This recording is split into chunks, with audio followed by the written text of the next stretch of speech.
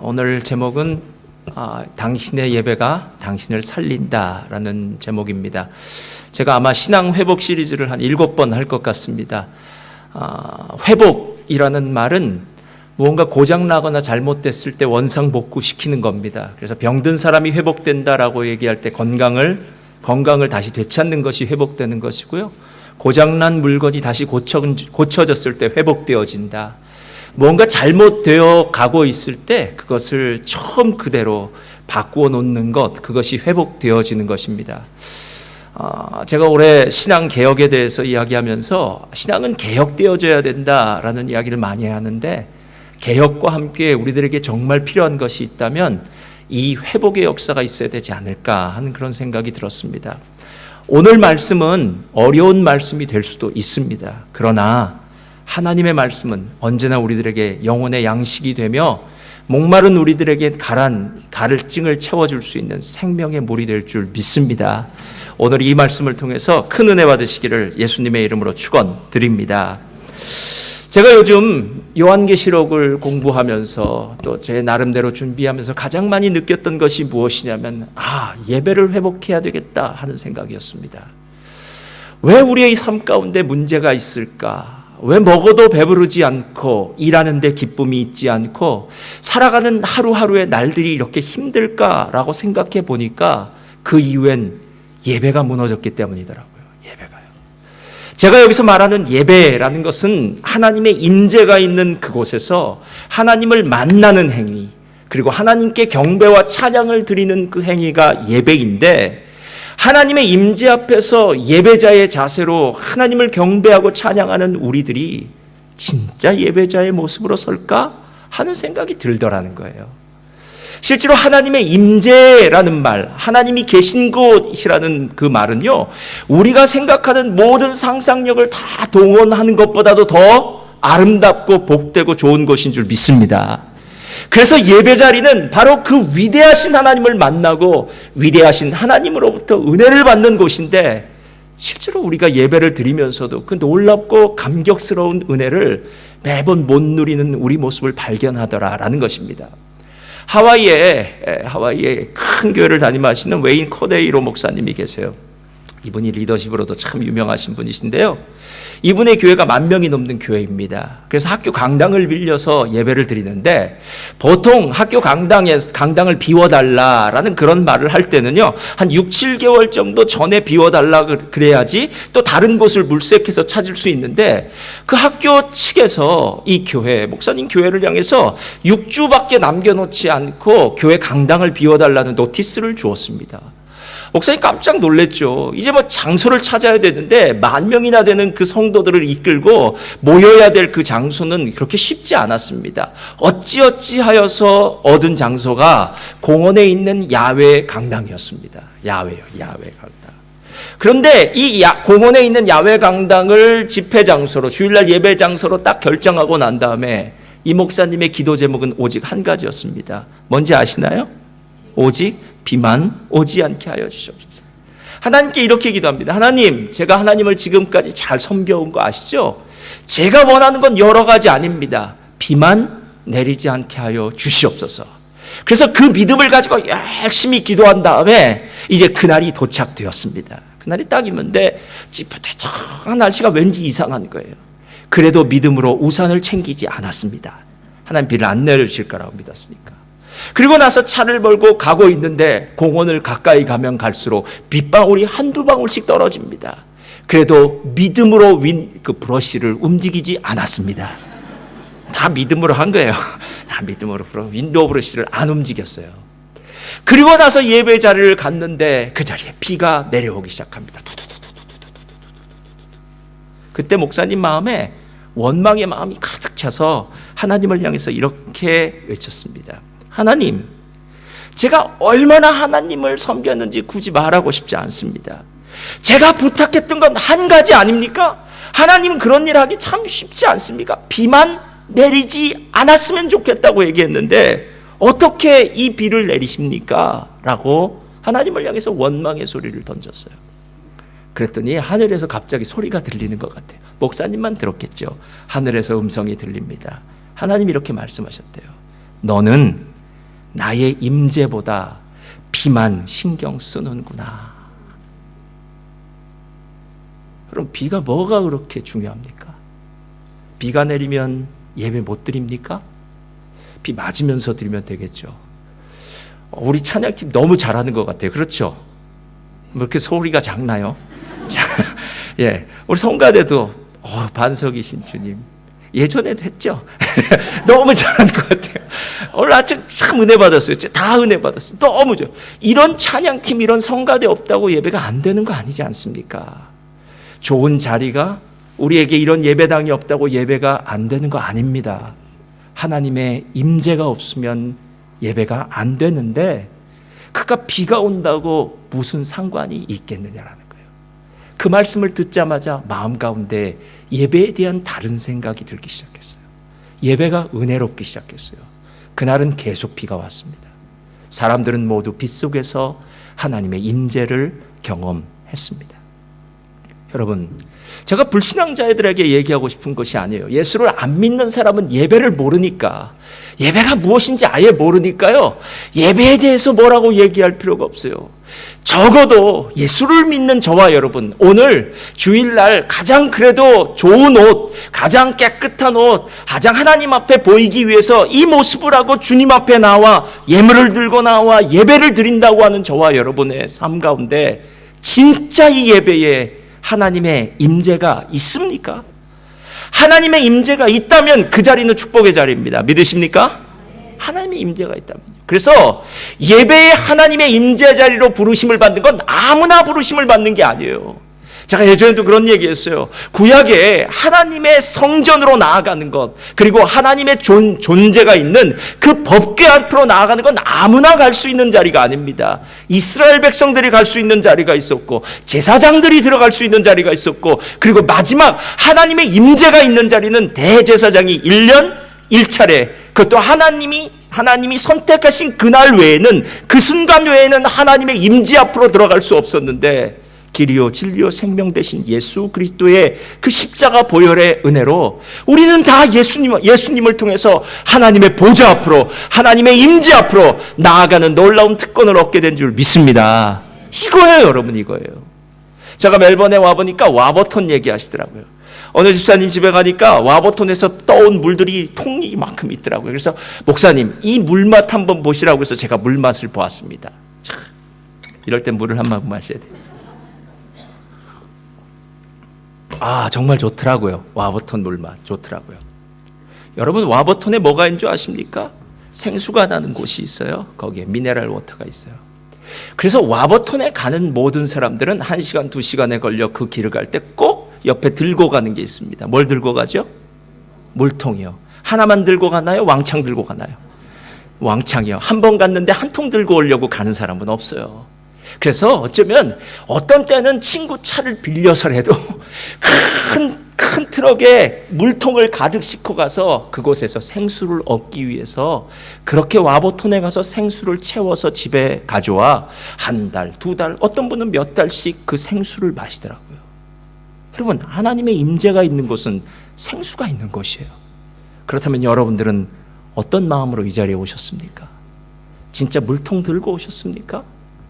아니면 너무 간편하게 물통 없이 오늘도 매번 드려지는 예배니까 오늘도 뭐 드려지는 예배 다음 주에도 드려질 텐데, 실은 여러분들에게 그런 예배에 대한 습관적인 생각이 된 것이 아니라 저같이 예배를 제일 많이 드리는 사람에게는요, 오늘 예배나 지난주 예배나 다음 주 예배나 새벽 예배나 금요 예배나 그 많은 예배들 가운데 오늘 이 예배는 그저 한 번 지나가는 예배처럼 느껴질 때가 참 많더라는 거예요. 제가 보니까 이런 마음을 갖게 하는 것이 누굴까? 사탄입니다. 예배 중요하지 않아. 오늘 좀 늦거나 오늘 잘못 드리면 다음 주에 잘 드리면 되는 거지. 야, 지금까지도 예배 수십 번 수백 번 드려왔는데 뭐가 그리 예배가 그 중요한 것 같아. 야, 그냥 대충 빨리빨리 끝나고 예배 드리고 그리고 가서 이제 오늘 셀 모임 때는 또 생일 잔치도 있고 케이크도 있으니까 우리 생일 잔치 때 함께 즐겁게 이야기 나누며 교제 나눠보자. 혹시 이런 마음을 갖고 있다면요, 여러분, 오늘 이 예배는 그런 수준의 예배가 아니더라라는 거예요. 요한계시록에는 예배를 드리는 그 자리에는 언제나 하나님의 보좌가 있더라고요. 보좌는 하나님의 통치하심이에요. 하나님의 다스리심이에요. 하나님의 권세입니다. 그래서 하나님의 임재뿐만 아니라 통치와 권세와 다스림의 장소에서 하나님이 앉아 계시고 그것에 천군 천사가 있는 것이고 구원받은 백성들이 함께 하나님을 찬양하고 경배하면서 그 안에 우리들이 진짜 원하는 것, 샬롬의 역사요, 화평의 역사요, 기쁨의 역사요, 우리의 영혼이 즐거워하는 그 놀라운 역사, 그리고 성경이 말하는 주의 영이 있는 곳에 자유함이 있느니라. 할렐루야. 그 자유함의 역사가 바로 하나님의 보좌, 그 하나님의 임재, 그 예배의 자리에 있게 되더라라는 거예요. 있게 되더라는 거예요. 그리고 나서 보니까요, 우리가 교회 오려고 할 때마다, 예배 드리려고 할 때마다 얼마나 우리 예배가 방해되는지 몰라요. 실제로 예배 드리기 위해서요, 우리 차 타고 오다가 많이 싸웁니다. 부부들이요. 남편은 속도를 조금씩 더 내려고 하고, 아내는 속도계가 올라가는 거 보면 열이 조금씩 더 올라가기 시작하고, 이제 싸우는 거죠. 왜 급히 가느냐, 조금 일찍 서둘렀으면 되는데 속도를 맞춰라, 이러다 경찰한테 잡히면 어떡하냐. 여러분, 경찰 있습니다. 예. 오늘 아침에도 불꽃 같은 눈동자로 우리 교육자 중에 한 명 잡혔습니다. 예. 여러분, 정말 경찰이 있어요. 속도 맞춰 오시기 바랍니다. 여러분, 만약에 속도를 어겨서 경찰한테 잡히고 난 다음에 오늘 이 자리에서 예배 드린다면 그 예배가 하나님의 임재 가운데 있는 예배겠습니까? 그 비싼 파인을 물고 이 돈을 어떻게 할까? 그때 속도를 덜 낼 걸. 이런 고민 가운데 걱정하고 염려하는 예배가 될까요? 여러분, 예배를 방해하는 건 너무나 많아요. 그래서 실제로 예배는 주일날 이 자리에 앉은 게 예배가 아니에요. 저는 토요일 저녁부터 예배가 시작돼야 된다고 생각해요. 어느 분이 이렇게 얘기하더라고요. 목사님, 왜 헌금을 뒤에서 앞으로 바꿨습니까? 라고 이렇게 얘기하더라고요. 그래서 헷갈릴 수 있습니다. 그러더라고요. 예, 헷갈려도 제가 바꾼 이유가 있어요. 왜냐하면 예물은 어제부터, 토요일 저녁부터 준비해서 하나님 앞에 들고 나오는 거예요. 옛날에 한국에 있는 분들은 헌금을 들고 나올 때 한국에는 하도 돈이, 여기 돈이야, 플라스틱으로 만들어졌고 깨끗한 돈이 많지만 한국에는 너무 이렇게 지저분하고 이렇게 한 돈이 많아서요, 일부러 헌금을 위해서 돈을 구별해 놓거나 아니면 헌금이 구겨졌으면요, 그 전날 다리미로 다려서 헌금 봉투에 넣었다는 거 아십니까, 여러분? 여러분, 토요일부터 준비해 오셔야 되는 거예요. 그래서 하나님의 예배에 나올 때 준비된 것을 드리는 거죠. 그게 예배자의 자세 아닙니까? 그래서 앞에다 집어넣는 거예요. 앞에다요. 먼저 내가 예배자의 자세로 주님 앞에 드린다. 주님, 내 삶 가운데 역사하셨던 그 하나님을 의지합니다. 하나님 앞에 내려놓습니다. 하는 그런 부분이에요. 예배는 토요일 저녁부터 시작하는 거예요. 내일을 위해서 준비하는 겁니다. 기도해야 됩니다. 내일 혹시나 교회를 가다가 무슨 일 없게 해주시옵소서. 쓸데없이 접촉사고나 이런 일 없게 하여 주옵소서. 여러 가지 이상한 일 벌어지지 않게 하여 주옵소서. 이렇게 충분히 기도하고 나면은요, 주일날 기도하고 준비하고 난 다음에 주일 예배를 드리면 그 주일 예배는 은혜 충만, 능력 충만, 감사 충만의 주일 예배가 될 줄 믿습니다. 그레이스 교회의 담임 목사님인 존 메가더 목사님은 우리의 예배가 거짓 예배가 많다라는 것에 대해서 성경 말씀을 통해서 거짓 예배에 대해서 보게 되었어요. 실제로 제가 존 메가더 목사님의 글을 읽고 난 다음에 다시 한번 구약의 이야기들을 다시 생각해 봤어요. 구약의 예배들 중에서, 제사 중에서 하나님이 기뻐하시는 참된 제사가 많았을까? 참된 제사에 대한 이야기가 많았을까? 거짓 예배, 거짓 제사에 대한 이야기가 많았을까를 보니까, 와, 어마어마하게 많은 구절들이 거짓 제사에 대해서 얘기를 하고 있더라는 거예요. 그러니까 우리가 실은 속고 있는 거예요. 성경은 거짓 제사들에 대해서 많이 얘기하면서 그게 경계의 말씀이 되는데, 우리들은 어느 사이인가 그 거짓 제사에 대해서 별로 생각하지 않고 지나고 있더라라는 거예요. 그래서 제가 거짓 제사가 무엇인지에 대해서 존 메가더 목사님을 보면서 몇 가지 보았어요. 이분이 4가지를 얘기해요. 첫 번째는 거짓 제사는 거짓 신들에게 경배하는 거예요. 여러분, 십계명의 첫 번째 계명이 뭔지 아시나요? 나 외에 다른 신을 두지 말라. 두 번째 계명은요, 땅 아래에 있는 것이나 땅 위에 있는 것이나 하늘에 있는 것이나 형상을 만들지 말고 그 형상 앞에, 우상 앞에 경배하지 말라가 두 번째 계명이에요. 그럼 하나님 외에는 어느 누구도 어떤 것도 경배의 대상이 될 수 없어요. 그럼 오늘 이 시간은 하나님께만 예배드린 시간이에요. 이 시간에 옆 사람도 의미 없습니다. 실은요. 내가 하나님을 만나기 위해서 이 자리에 온 것이고 하나님을 찬양하고 경배하기 위해서 이 자리에 온 거예요. 이게 진짜 중요해요, 여러분. 진짜 중요해요. 두 번째를 얘기할 때는요, 그릇된 방식으로 드리는 예배래요. 자, 첫 번째는 거짓. 그릇된 방식이란 건 이거예요. 출애굽기 32장을 보면 출애굽한 이스라엘 백성들이 광야에서 모세가 40일 동안 시내산에 올라갔을 때, 호렙산에 올라갔을 때 이제 모세가 어떻게 된 줄 모르니까 아론을 강요해서 금송아지를 만들고 그 앞에서 예배드리는 장면이 나옵니다.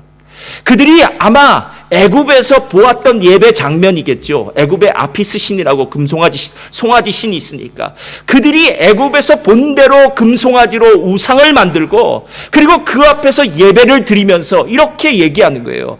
이 금송아지는 이는 우리를 애굽 땅에서 건져낸 여호와 하나님이라 라고 이렇게 얘기해요.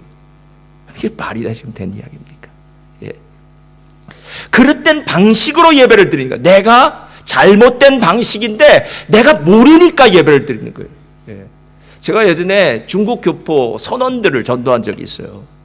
그래서 그 배를 찾아갔어요. 오징어 배가 저기 멀리 부에노스아이레스 멀리 떨어져 있어서 우리 장로님과 두 분이, 장로님과 제가 둘이 이제 그 오징어 배가 이렇게 겨울이 되면은 잠시 정박해서 뭐 배를 고치고 하는 때가 있어서 가요. 그럼 거기 가면은 그 조선족들 우리 그 분들이 참 많이 계세요. 그 선원으로 오신 분들이 그분들 전도하러 간 거예요. 그래서 한 20-30명 있어요. 그럼 거기 가면 예배를 제가 드렸어요. 예배가 끝나고 나면은 이제 그분들이 참 맛있는 음식을 탁 펼쳐놓고 그 다음에는 양주를 이제 가져오시는 거예요. 그래서 제 앞에는 가장 큰 잔, 선생님이시니까 귀한 분이니까 양주를 다 갔어요. 아, 저희는 술 안 마십니다. 그러면 거기 있는 분이 저한테 이제 담배를 권하시는 거예요. 목사님 담배 한 대 피죠. 담배 안 핍니다. 이렇게. 예. 그러니까 실제로 그분들은 예배가 무엇인지를 모르니까 예수를 믿는 것이 무엇이니까 그런 식으로 하실 수 있다는 거예요, 여러분. 그런데 여러분, 진짜 우리는 예배를 한다면 우리가 원하는 방식으로 우리가 잘못된 방식으로 드리면 안 되죠. 세 번째가 있어요. 세 번째는 자기 생각대로 드리는 예배예요. 이건 뭐냐면요, 구약에서는 우상을 만들었고 잘못된 방식으로 예배를 드렸다면 신약에서는 바리새인들이 자기 식대로 자기 생각대로 예배를 드리는데 어떤 식으로 예배를 드리냐면 우상을 형상으로 우상을 만들어 놓지는 않지만 그들은 장로의 유전들, 자신들이 가지고 있는 그 전통들을 하나님의 계명보다 더 우선시 여기면서 자기의 생각대로 하나님을 경배하고 하나님을 예배드린다라고 생각했다. 그러니까 구약에 금송아지를 만들어 놓고 하나님이다 라고 예배드리는 사람이나 신약의 예수님 당시에 바리새인들이 그런 식으로 자기가 만들어 놓은 전통을 가지고 하나님께 예배드리나 잘못되기는 마찬가지더라라는 거예요. 마찬가지. 그런데 이렇게 앞에 세 가지는요, 제가 충분히 그럴 수 있다라고 얘기했는데 네 번째가 진짜 중요해요. 왜냐하면 오늘 말씀이 바로 그 네 번째 이야기를 하기 때문에 그래요. 자, 오늘 말씀 본문 6절 한번 펴주세요. 자, 제가 읽겠습니다. 내 이름을 멸시하는 제사장들아, 나 만군의 여호와가 너에게 이르기를 아들은 그 아버지를, 종은 그 주인을 공경하나니 내가 아버지일진데 나를 공경함이 어디 있느냐, 내가 주인일진데 나를 두려워함이 어디 있느냐 하나 너희는 이르기를 우리가 어떻게 주의 이름을 멸시하였나이까 하나이다. 자, 이게 지금 둘이 안 맞는 것 같아요. 이럴 때 우리 적반하장이라고 그러죠. 하나님은 말씀하세요. 너희들이 내 예배를 멸시했어. 너희들은 잘못했어 라고 얘기했는데 우리가 언제요? 우린 잘 드렸습니다 라고 얘기하는 거예요. 여러분, 네 번째 잘못된 예배가 무엇인 줄 아십니까? 그릇된 마음 자세로 드리는 바른 것 같은 예배예요. 여러분, 이 말 잘 기억하세요. 그릇된 마음 자세로 드리는 바른 것 같은 예배예요. 바른 예배 같은 거예요. 이게 무엇이냐면요, 지금 이스라엘 백성들이, 제사장들이겠죠? 이스라엘 백성들이나 제사장들이 충분히 하나님 앞에서 예배를 드리는 것 같은데 거기에 무엇이 빠졌느냐 하면은 마음이 빠졌어요. 마음이요.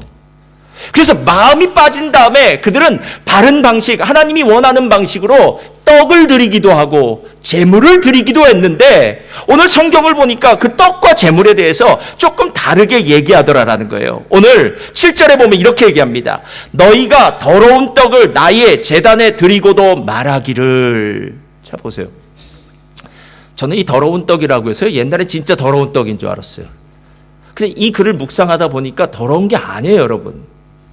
자, 이 떡이 하나님 앞에 지금 드려지는 떡이 있거든요. 떡을 드리는데, 진설병처럼 떡을 드리는데 이 떡이 지금 흙이 묻고 더러운 게 묻어가지고 더러운 떡이라고 하나요? 그런 떡은 드린 적 없습니다. 이스라엘 백성들은요. 하나님께 드리는 떡은 다 먹을 만한 깨끗한 떡이었어요. 그런데 하나님은 더러운 떡이라고 말씀하세요. 그 이유는 겉이 더러워서가 아니라 그 떡, 그 물질, 재물이라고 할 수 있죠. 그렇게 얻은 그 떡을 만들기까지의 과정이 잘못됐다는 거예요. 떡을 만들기까지. 그들이 폭력을 사용하고 고리대금업을 하고 그들이 원하는 대로 하나님이 기뻐하시지 않는 방법으로 물질을 얻고 난 다음에, 그리고 난 다음에 하나님께는 예물을 드린다라고 하면서 그 떡을 드렸는데 하나님 앞에 삶이 바쳐지지 않는 예배, 예물은 아무 의미가 없다는 거예요. 우리는 가인과 아벨의 제사를 압니다. 아벨의 예물은 하나님이 기뻐 받으셨고요. 가인의 예물은 하나님이 받지 않으세요. 가인의 예물은 더러운 게 아니에요. 그러나 그 마음이 더러웠기 때문에, 죄된 마음 때문에 하나님이 받으실 수가 없다는 거예요, 여러분. 그리고 난 다음에 그 다음 절을 보면 이렇게 얘기합니다. 만군의 여호와가 8절 이르노라 너희가 눈먼 희생 제물을 바치는 것이 어찌 악하지 아니하며 저는 것 병든 것을 드리는 것이 어찌 악하지 아니하냐. 저는 이 제사장들이나 이스라엘 사람들이 진짜 병든 것, 저는 것, 눈먼 것, 이런 나쁜 것들만 제사를 드린 줄 알았는데요, 실은 그게 아닐 수 있겠다는 생각을 들었어요. 실은 이스라엘 백성들이 예물을 가져올 때 그 예물을 검사하는 사람이 있었는데 그 사람들이 바로 제사장이에요. 그러니까 예물을 들고 오는 이스라엘 백성들은 별 잘못이 없어요. 아니면 아니라고만 얘기하면 돼요. 이건 흠이 있어서 안 됩니다 라고만 얘기하면 돼요. 그런데 예물을 마음대로 들고 오는 그 사람들과, 이스라엘 사람들과 지금 제사장들이 결탁하고 있는 거예요. 그래서 매번 이상한 짐승들, 병든 짐승들을 가지고 온 것이 아니라 어떤 때는 좋은 짐승들을 가지고 왔겠죠. 그래도 통과. 그리고 어떤 때는 믿음이 없는 사람이 아무 짐승이나 병든 것, 저는 것 가져왔겠죠. 그럼 눈 한번 질끈 감아주고 통과, 이런 식으로 한 거예요. 제가 이 부분을 보면서 깜짝 놀랐어요. 둘 다 공범이구나. 성도도 공범이고 목회자도 공범이구나 하는 생각이 들었어요. 여러분, 제가 제일 걱정하고 염려한 건 뭐냐면요, 여러분이 저에 대해서 평가하는 평가가 아니에요. 여러분 중에 어떤 분은 목사님 말씀, 오늘은 은혜 받았어, 오늘은 왜 이럴까, 여러 가지 이야기를 할 수가 있어요. 평가는 각 사람 나름대로 다 내리면 됩니다. 근데 진짜 중요한 평가는 하나님 심판대 앞에 섰을 때잖아요. 그때 하나님이 저에게 착하고 충성된 종아라고 얘기하실지, 악하고 게으른 종아, 너는 내 말씀대로, 내가 한 명령대로 전하지 않았어 라고 얘기한다면 제가 이 세상에서 행했던, 목회했던 이 모든 것이 하나님 앞엔 다 휴지 조각이 될 수밖에 없잖아요. 여러분, 오늘 우리가 진짜 이런 부분에서 서로 속이지 말라라는 거예요.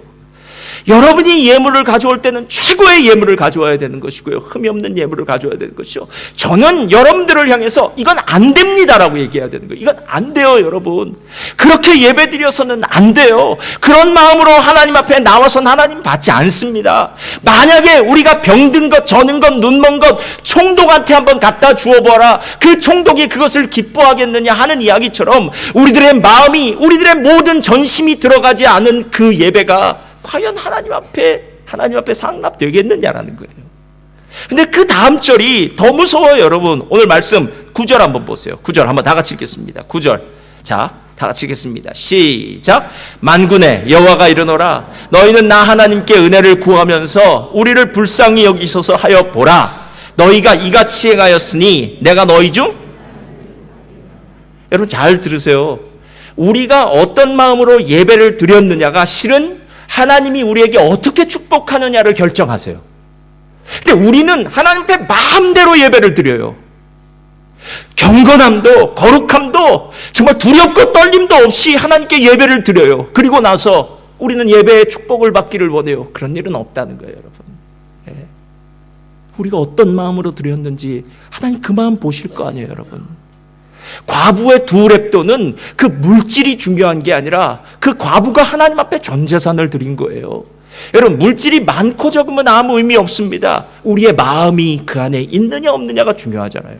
10절.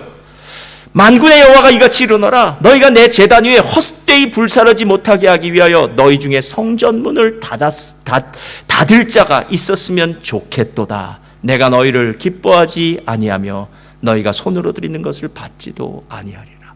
무섭죠? 제가 질문을 하나 할 테니까 여러분 마음속으로 한번 생각해 보세요. 마음을 드리지 않지만 그래도 조금은 하나님 기뻐하지 않는 것 같고 마음을 드리지 않지만 그런 예배라도 있는 게 나을까요? 아니면 그런 예배는 안 드리는 게 나을까요? 목사님, 우리가 어떻게 완벽할 수가 있습니까? 우리 사람인데 다 부족할 수 있습니다. 에이, 하나님 봐주시겠죠. 뭐 그리 하나님 그렇게 빡빡하게 구십니까? 아유, 조금 흠이 있는 거 그냥 대충 넘어가지요 라고 하는 예배 하나님 받으실까요? 예. 오늘 이 말씀이 실은 이사야서 1장엔 이렇게 얘기해요. 1장 13절엔 헛된 재물을 다시 가져오지 말라. 분향은 내가 가증히 여기는 바요 월삭은 안식일과 대회로 모이는 것도 그러하니 성회와 아울러 악을 행하는 것을 내가 견디지 못하겠노라. 그러니까 마음은 세상 가운데 있는데 마음은 세상 속에서 그냥 때묻은 채로 살아가는데 몸만 나와서 예배를 드리는 게 무슨 의미가 있냐는 거예요. 몸만 나와서. 제가 한국의 예배라고 이름 붙였다면은 그 예배가 아마 가장 정말 하나님이 기뻐하시지 않을 것 같은 예배가 있는 걸 하나 발견했어요. 어떤 예배냐면요, 한국의 대학 입시 수능날 교회에서 드리는 예배예요. 그건 예배가 아니에요, 여러분. 예배일 수가 없어요. 수능날 어머니들이 교회에서 모여서 예배를 드린다면 그건 예배라는 이름은 일단 빼야 돼요. 왜냐하면 예배일 수가 없기 때문에 그래요. 실은 수능날 예배드리는 그 엄마들의 기도가 가장 절박할 거예요. 그리고 평소 때는 별로 말하지 않고 눈물을 흘리지 않던 어머니들도 그날만은 눈물을 펑펑 쏟으면서 우리 자녀들, 그것도 무슨 지금은 수학 시간입니다. 그럼 주여 수학입니다. 숫자를 뭐 어떻게 되시고 지금부터는 영어 시간입니다. 그럼 주여 저의 영어를 열어주시고 이렇게 기도할 거라는 거예요. 헌금이요? 그날 예배를 드린다면 그날 헌금이 제일 많이 나올 거예요, 여러분. 근데 그건 예배가 아니에요, 여러분. 예배가 아니에요. 예배가 아니에요.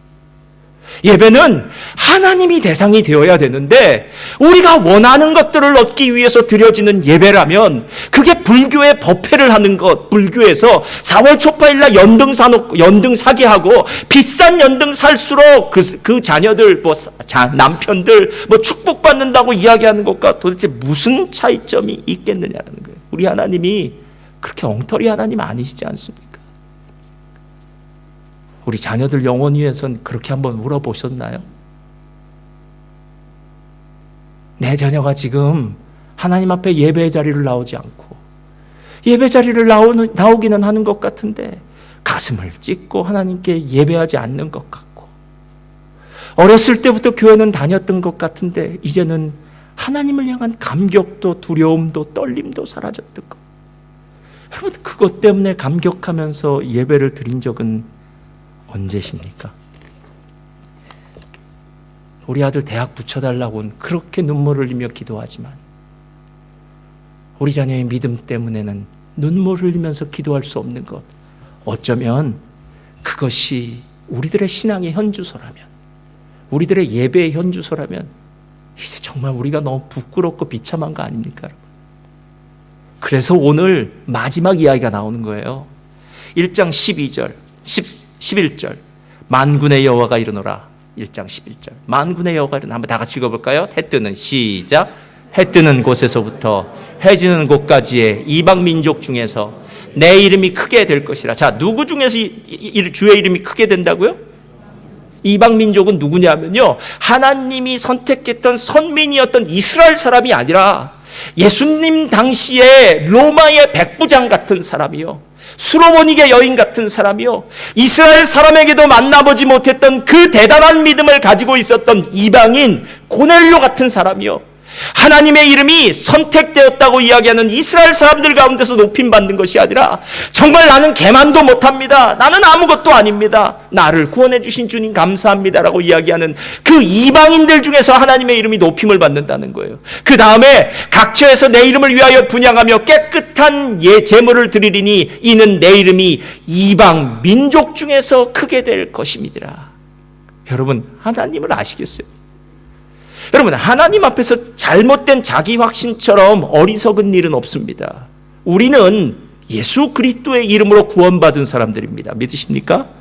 구원은 절대적으로 하나님의 은혜입니다. 저는 믿습니다. 그러나 구원의 은혜와 선물을 받은 우리가 하나님 앞에 어떻게 예배를 드리느냐에 따라서 그 구원이, 그 선물이 진짜인지 판가름 나는 거예요. 어떻게 예수 그리스도를 십자가에 달려 죽이는 그 놀라운 일, 위대한 일, 그 놀라운 선물을 받았는데 내 안에 예배에 대한 감격도 감사도 두려움도 기쁨도 사라져 버렸다면 그게 진짜 선물을 받은 사람들의 모습일 수 있겠느냐는 거예요.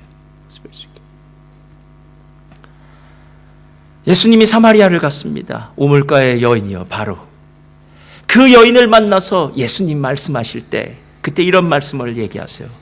아버지께 참되게 예배하는 자들은 영과 진리로 예배할 때가 오나니 곧 이때라. 아버지께서는 자기에게 이렇게 예배하는 자들을 뭐 하신다고요?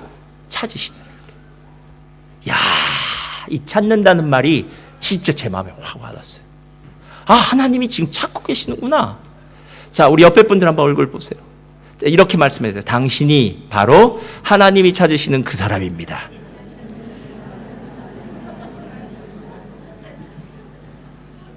하나님 지금 찾고 계신다는 거예요.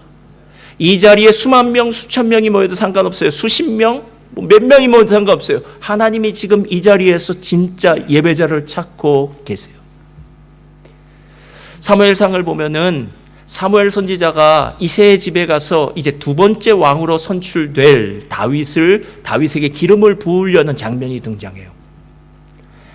기름불에 기름을 담아가지고 사무엘은 하나님의 명령에 따라서 이새의 집으로 갑니다.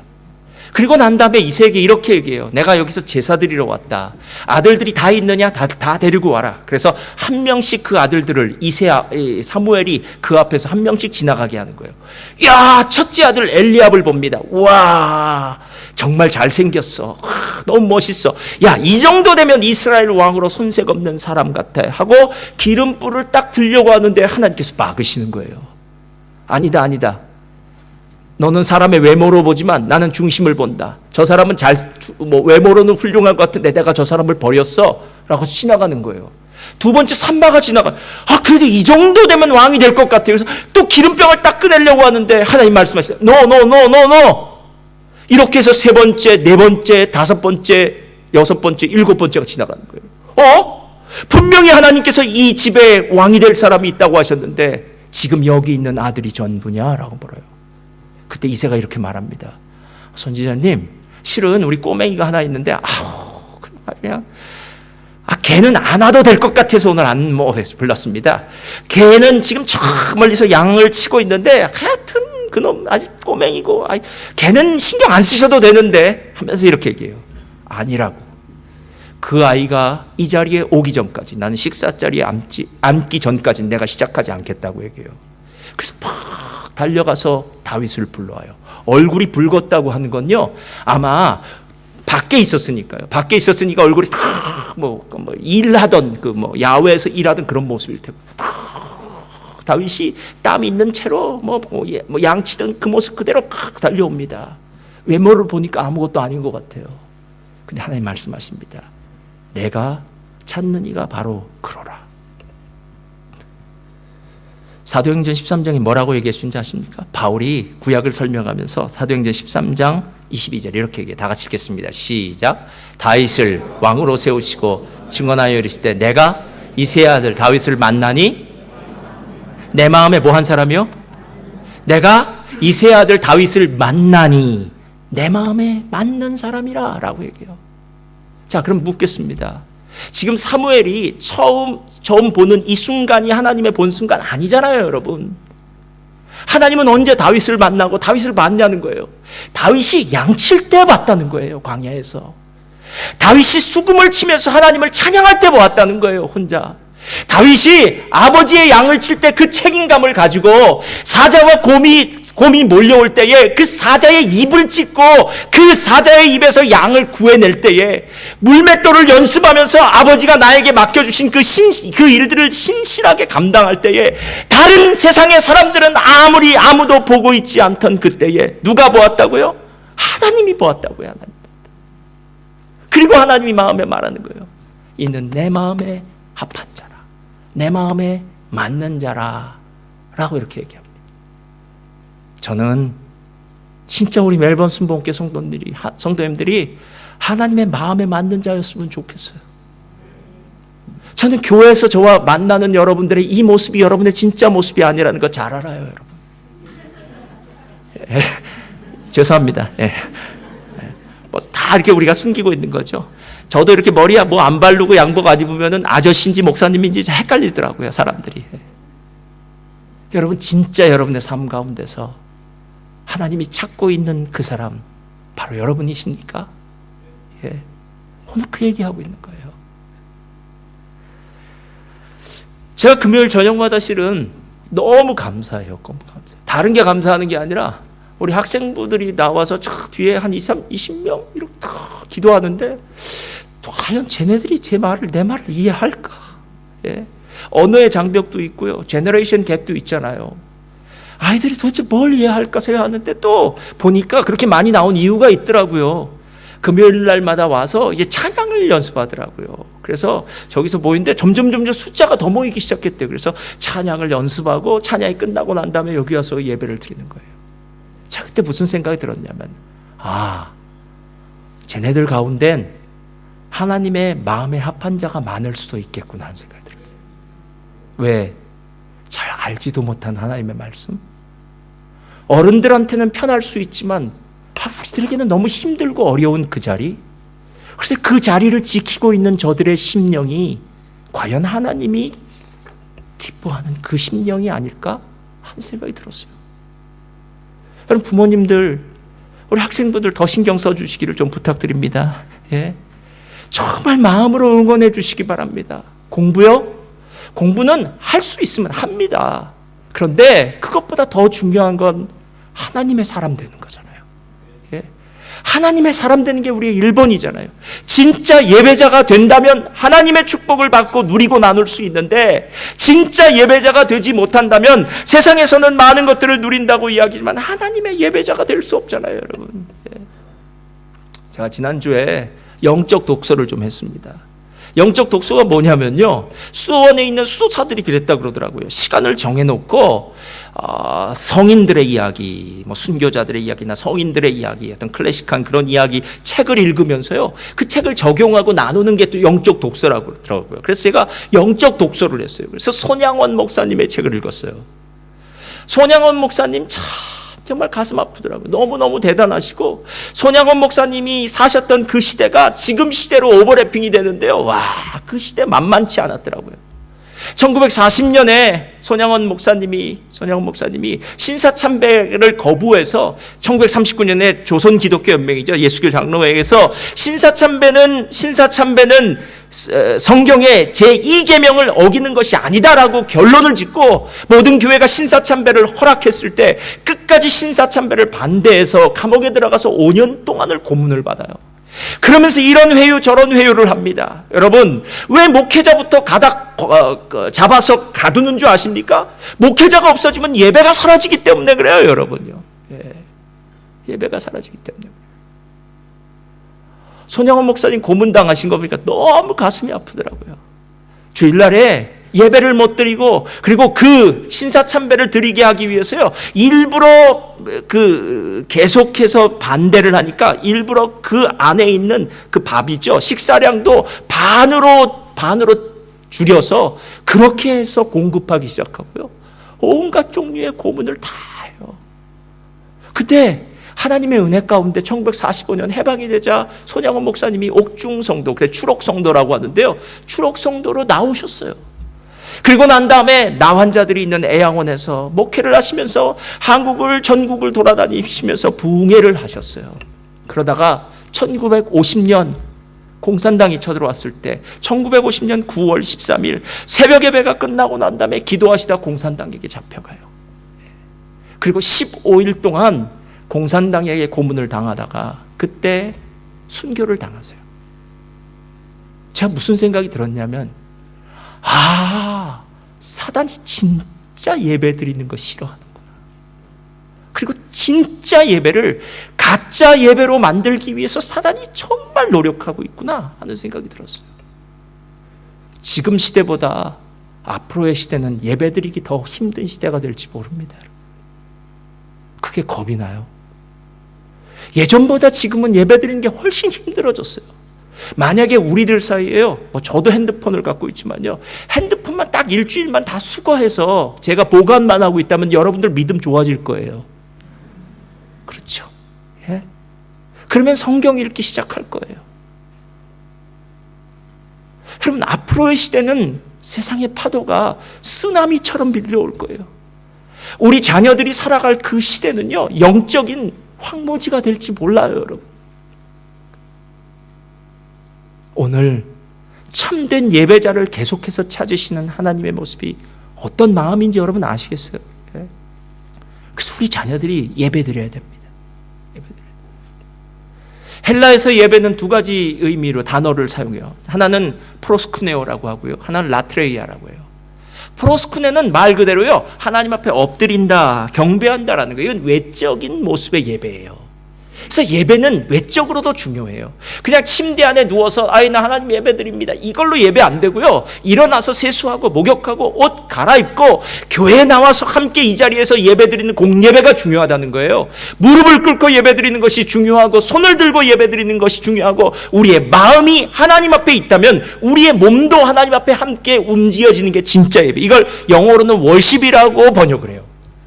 라트레이아는 영어로는 서비스라고 번역하는데요, 이것은 경건한 자세, 경건한 모습을, 긍견한 마음을 의미하는 거예요. 즉, 내 마음 가운데서 하나님을 어떻게 경배하고 찬양하고 예배하는가라는 거예요. 그래서 겉으로의 모습, 내면적인 모습, 이 두 개가 합쳐졌을 때 진짜 하나님이 기뻐하시는 참된 예배가 된다라는 겁니다. 여러분, 우리가 한때 진짜 예배를 드리셔야 돼요. 이야기만 하고 오늘 마치도록 하겠습니다. 아마 예전에도 했던 얘기인데요, 저는 예배만 하면 생각나는 이야기가 하나 있어요. 어느 날 제가 교회에서 있는데요, 전화가 걸려왔습니다. 목사님 큰일 났습니다. 어젯밤에 도둑이 들어와서 차를 가지고 와서요, 소매 옷가게를 하시는 집사님 소매 가게를, 옷을 다 털어갔다는 거예요. 셔터를 열어놓고요. 근데 왜 더 가슴이 아팠냐면, 그분이 바로 얼마 전에 여러분들 도매상들 집사님들이, 예전 교회입니다, 여러분 도매상들이 도와주셔서 옷을 많이 갖다가 놓으셨어요. 그런데 어느 날 밤에 도둑이 들어와서, 도둑이 셔터를 열어놓고 아예 이제 큰 봉고차를 놔두고 옷을 다 가져갈 거예요. 그날 아침에 그 가게에 갔던 집사님이 얼마나 망연자실했겠습니까? 저도 정말 마음이 답답하더라고요. 하나님, 어떻게 이런 일이 벌어질 수 있습니까? 그래서 또 정말 기도하면서 있었는데요, 그분이 교회에서 한 좀 멀리 떨어진 근교에 살고 계셨어요. 그리고 초신자였어요. 그런데 그분이 그 다음날 새벽 예배를 나왔어요. 그 먼 길을. 제가 깜짝 놀랐어요. 이분이 새벽 예배를 나올 분이 아닌데 어떻게 새벽 예배를 나왔나, 깜짝. 그리고 나서 함께 기도하고 하나님 도와달라고 기도했어요. 그랬더니 또 하나님이 긍휼히 여기셨는지 또 이곳저곳에서 도움의 손길이 있어서 가게를 정상화하게 됐어요. 그런데 그 주일날 그 집사님이 저한테 와서 이렇게 간증을 하는 거예요. 목사님, 기적이 일어났습니다. 기적이. 어떤 기적이냐고 물어봤더니, 목사님, 옆에 길에 있었던 여기보다 저기 떨어져 있었던 그 정류소가 우리 가게 앞으로 딱 와서 섰습니다. 정류장이 바뀌어졌다는 거예요. 여러분, 정류장이 바뀌어진 게 왜 그리 대단한지 여기서는 잘 몰라요. 거기는 사람이 무지막지하게 많은 곳이에요. 조금 소도시인데요. 그런데 정류소가 바뀌어졌다는 건 정류소 앞에는 버스를 기다리는 사람이 30명, 50명, 100명이 되는데 그 버스를 기다리는 사람이 앞에 가만히 있는 것이 아니라 바로 정류소 뒤에 있는 옷가게를 볼까요, 안 볼까요? 보겠죠. 그러니까 정류소가 가게 앞으로 옮겨졌다는 것은 그건 어마어마한 일인데, 목사님, 제가 새벽 예배를 한번 나왔더니 하나님께서 정류소를 옮겨주셨습니다.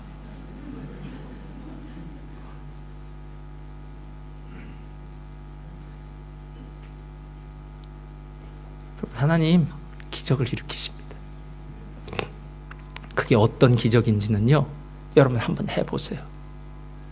여러분이 진짜 예배를 드릴 때 받는 기적은 여러분이 상상을 초월하는 일이 될 수 있습니다. 저는 우리들이 진짜 그런 기적에 대한 간증을 갖고 살면 좋겠어요. 진짜 신앙의 회복은 회복된 간증이 있어야 될 거 아닙니까? 우리의 삶 가운데 진짜 예배자가 되시기를 예수님의 이름으로 축원드립니다.